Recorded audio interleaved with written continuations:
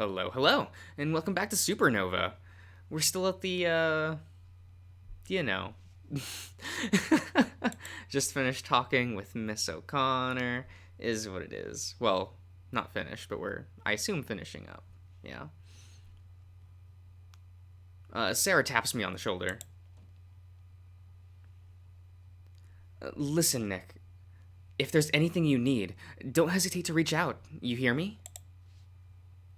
Michael asked a great deal, and it's only right for me to be there for you. If you need to talk, or you are in trouble and need a safe place, whatever it is, call me or pay me a visit. Thank you, Miss O'Connor. I am grateful for that, and I'll keep it in mind. She takes my phone to type in her number and address before we part ways. Over by his car, Vince is chatting with a female calico cat. Frank is standing near them, not participating in the conversation himself. I sign him to wait and instead head towards the rat. He acknowledges my approach with a nod. You have my number, right? Could have warned me that you were going to tell Miss O'Connor about me. I wasn't about to hide what happened from them. That's what I'm saying. That's not what I'm saying. What I'm saying is that I shouldn't have been blindsided by this. I assumed Champ or Fox would warn you. They only mentioned it because I asked first. The rat works his jaw, no doubt coming up with some caustic response. I stare him down. All right, you have a point. Now, can we move on to more important matters? Grinding my teeth, I begrudgingly nod at his question. How did it go with Sarah? Fine. I can tell he's waiting for me to elaborate, but when I don't, he just rolls his eyes. He then looks around as if to confirm nobody's close enough to overhear us. None of this is fine, but all right. There's something else that we will need to deal with sooner or later. The director of SPEC is here. You don't have to talk to him, but you might as well now. Director of what? Superpowered Persons Engagement Commission. He's our liaison with the federal government. Okay, cool. But why would I want to talk to him? The Baron narrows his eyes.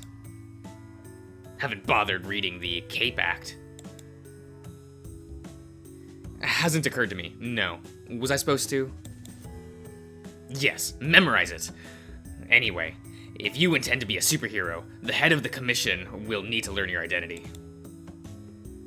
Yeah, right. This isn't negotiable, Raccoon. You're either registered with SPEC or you're a vigilante. And Templar is not a goddamn outlaw. I run my finger through the fur on my forehead. This is certainly a change of pace from the funeral. I'd be more annoyed with the rat right now for not telling me so much sooner if I didn't know the team had been too preoccupied with Templar's death to think of all this. It's a hell of a shitty thing to just spring on you like this, though. Fine. The Baron points out a tall husky, who I now notice had been speaking with Miss O'Connor just moments ago.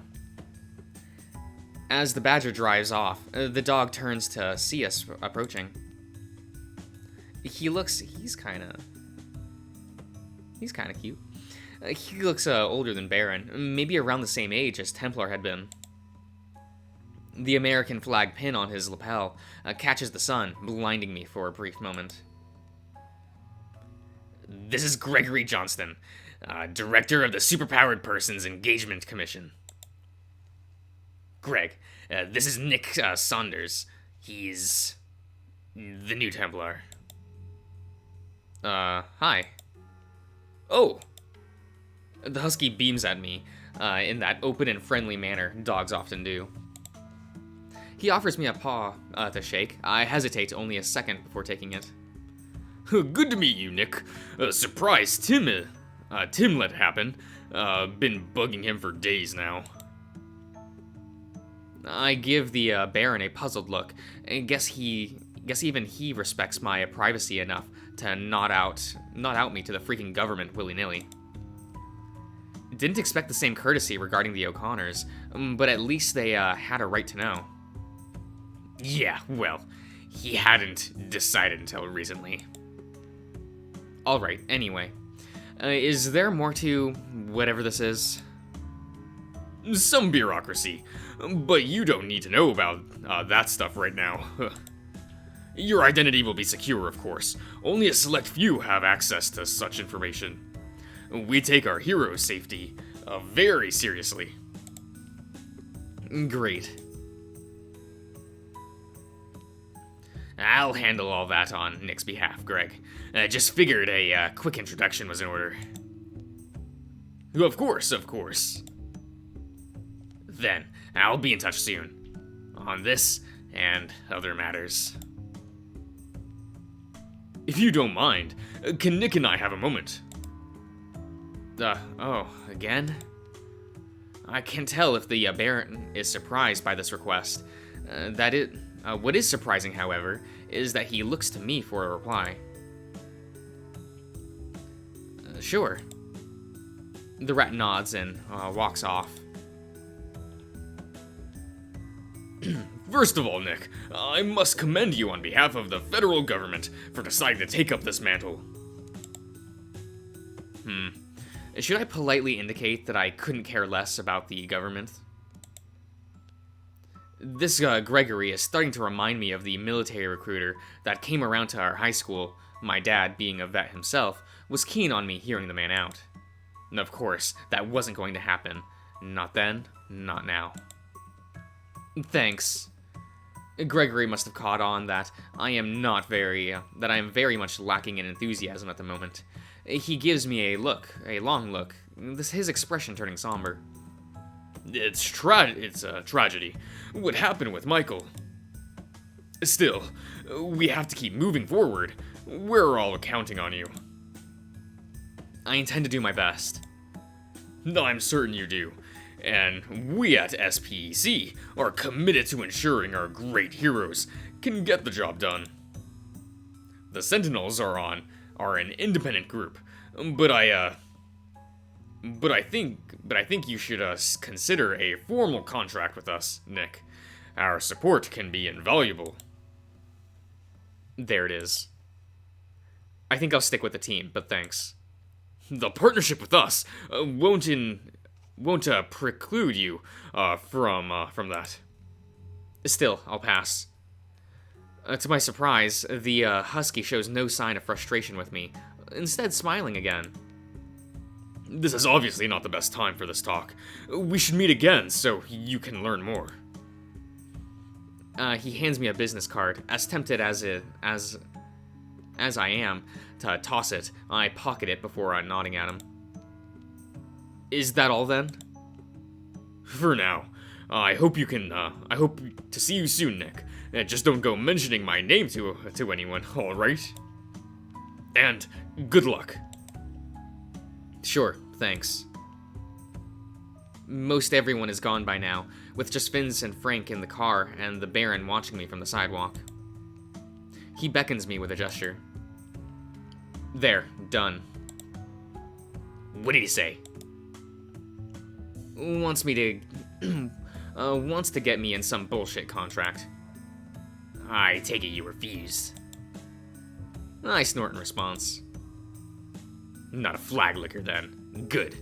Although, you better have stayed respectful. Gregory is not someone we can afford to antagonize. Oh, must be hard for you with your shining personality. My comment is met with a slight narrowing of the rat's eyes. What's a flag licker, anyway? Superheroes in government employ. Ugh. Yeah. Didn't know that was a thing. Read the news then. Okay, whatever. He said he wants to meet me again. You'll have to, sooner or later, like it or not. Dealing with the government is going to become part of your life. I'd rather it be later then. The rat nods. Would help if you're not as clueless when it happens. Either way, we've kept the champ waiting long enough. He reaches into a inner pocket of his jacket and retrieves a simple USB stick. Some information that would be useful to you. Nothing incriminating, but still, keep it to yourself, and don't lose it. The password to the folder is Conjob? Conjob? Seriously? Yes, and read the damn Cape Act. You'll be in for it if I have to clean up any messes because you didn't know the law. I just wave him off, and not bothering to say goodbye, as I hurry to Vince's car. I would hurry to Vince's car, too. The tiger doesn't immediately drive off as I get in. Instead, both he and Frank give me concerned looks. Everything alright, buddy? I like that he calls me buddy. Yeah, all good. Saw you talk with Gregory. Did he make the pitch? It didn't give him much of an opportunity. Heh. What did Sarah say? I think about what I should tell them. Miss O'Connor wants to speak with me alone. Then again, nothing we discussed was all that private. Maybe there would be no harm telling these two. Should I? I mean, there doesn't seem to be a reason not to tell them. Like, it was all casual conversation, so... She said she was sorry about everything that's been happening around me. Miss O'Connor is kind of angry, I guess, at herself and Templar. What? She said he might have given me the bracelet because, well, he didn't want his son to get it. To keep him safe, I guess, and apparently she had been worried about that. My words are met with tense silence, Vince gripping the steering wheel so hard, I fear the seams of his suit are going to burst. Ooh. Michael wouldn't have done that. He gave you the bracelet because you're special, and he sensed that. I don't know. Vince shakes his head vehemently, looking angry for the first time. You know he wouldn't do it for such a selfish reason. Maybe not. I let the ensuing silence linger for a moment. I mean, if it was Templar's wife who had told me that, who else would know him better? Maybe his teammates are unaware of how Templar really felt about being a superhero. Or, well, at least, it must be something else to be grooming your son to follow in your footsteps. My thoughts return to what these two were telling me about just a little bit ago.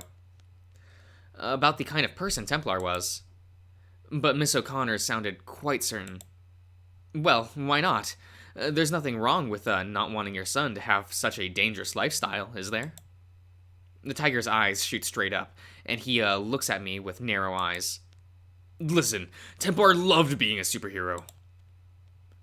Why wouldn't he want it for Danny? It's so important. You get to make a huge difference. Heroes are important. But, well, yeah, sure. I'm just saying, it's also dangerous. Maybe after what happened at the condo, Templar decided it was just too much. Danny is pretty young, Fang, even if he's had training. Nick has a point. Vince grit his teeth and starts the car. It doesn't just make sense, Fang. Wait, it just doesn't make sense, Fang. I don't know, okay? I think Templar saw the potential in Nick and made a split-second decision. Maybe Danny just wasn't good enough. He says it with a small voice. I find the speculation absurd. If that was the case, how in the hell was I deemed good enough? I guess those of us who were born with powers wouldn't know what it's like to be chosen. Mentis's expression is dark too. As if burying their friend wasn't bad enough, I seem to have brought the mood down even more. From there, we drive in silence. Oh. Okay. Frank has taken out his phone and is tapping on the screen. I'm a little curious what someone like him would find interesting on the internet. Mentis doesn't seem like the social media type, unlike Superfang, who had a wildly popular Instafer account. Oh, I don't like the sound of that. I don't know, that sounds weird. He posts selfies all the time, whenever he's finishing dealing with a crime or from the top of skyscrapers. I spent some time yesterday browsing through his feed. It's quite endearing in a way. The other Sentinels just have fan pages and such, nothing official as far as I'm aware.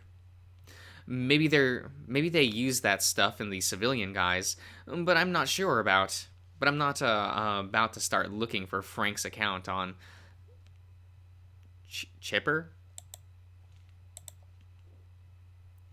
That could be interesting. Ow.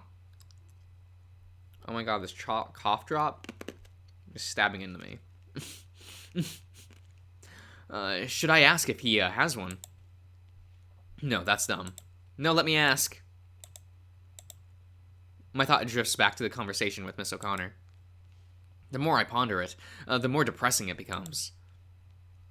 Wonder what the Baron thinks about all this. Would she tell him about would she tell him what she believes happened? Probably. He seems to be very close with Templar's family. Maybe it means he'll ease up on me, since I got the power so his friend's son would live a normal life. Except, I know he won't, because he thinks Danny should have inherited the bracelet. A Templar said he was sorry. I guess I know what he meant now. He must have felt like he was throwing me under the bus. Or, well, I could have still refused, in which case nothing would change. But I could also do what I ended up doing anyway, and relieve?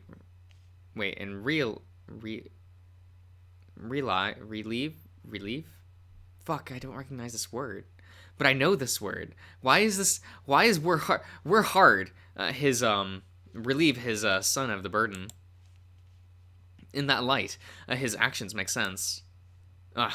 If I carry on like this, these doubts are going to pursue me forever. Maybe it doesn't matter. It is what it is, as I told Miss O'Connor. I've already made up my mind. There's no point moping about. Speaking of moping, maybe I should try to lift the mood in the car somehow. No idea how, though, since I don't know either of them well enough. Which could be a starting point. Small talk to the rescue. Frank, do you have a civilian identity? The fox puts away his phone and looks me with a half smile. Yes, I need a driver's license, you know. That's not what I... Chuckling, Frank raises his paw. I know. I was joshing. Sorry to disappoint, but I'm jobless. Is that bad? It's not great, I guess. What do you do in your free time, then? Assuming you take any breaks from all the superhero stuff. Been trying to learn code. I'm a little bit annoyed at myself for thinking that it's not surprising for the Asian Fox would be into that. Not that I'm about to voice that particular thought. Fancy yourself a little game dev? No, I hate those things. Yo say, Vince laughs. I tried getting him to play a fighting game with me once. Oh, should have seen the disgusted look I got. Michael, on the other hand, was all over it, like a little kid. Oh, that sounds fun. Oh, Boomer Templar, like playing Smash Brothers, because you can't give a boomer a real fighting game. That might be confused. Or was Templar a real pro gamer? Is he playing Guilty Gear all night long? Like, imagining the three Sentinels just chilling and playing a video game is somewhat mind-boggling yet heartwarming at the same time. The tiger is back to his cheerful self that I've grown so accustomed to by now. Mensis is smiling too, like he was the first time I saw him. Didn't expect my poor attempt at getting the conversation going to be such a resounding success.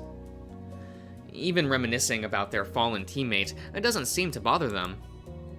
I'm a little shocked to learn that Templar could be quite the goofball at times. This one time, he gave Danny he told me Danny was starting to beat him at basketball, so we spent a whole day practicing until he was confident he'd stay the undefeated dad. I remember that. He was so pleased with himself. Too bad you both got in trouble with Unbound for shirking your patrol duties. The tiger winced at that. Guess the point is, Fang will go along with whatever dopey activity you come up with, so long as you present it right. Mensis winks at me as he says it. Oh, you know what? Scratch that. You don't even need to present it all that well. Hey, I'm not that easy to persuade. If you say so, big guy. Vince pouts at the fox, and I laugh. Then joins in himself. Ha! But seriously, try not to do stuff like that with Emma while Emma is around. She likes when we stay focused on what really matters, duty and responsibility and such. What's her alter ego again? Oh, she's the county prosecutor. Whoa. Yep. Whoa. How does she find time to be a superhero too? The job makes sense though. I'm sure it takes just one look from those intense eyes for a criminal to confess everything. It makes my skin crawl, and I haven't even done anything wrong. Okay, I'm done some things wrong, but those are too minor to get me in trouble with someone like her, right? I doubt she cares to deal with minor acts of vandalism and trespassing. Besides, I've never been caught. Regardless, Unbound sure is scary. I hope I never get on her bad side. Either way, now that the mood is lighter, at least we can chat a lot. We chat away while Vince drives us down the road. Drives us through downtown. Fuck. All right, I think I'm gonna end the part here. It's a little short, but it is what it is. I have a meal simmering on the stove, so it's fine. I'll see you guys around.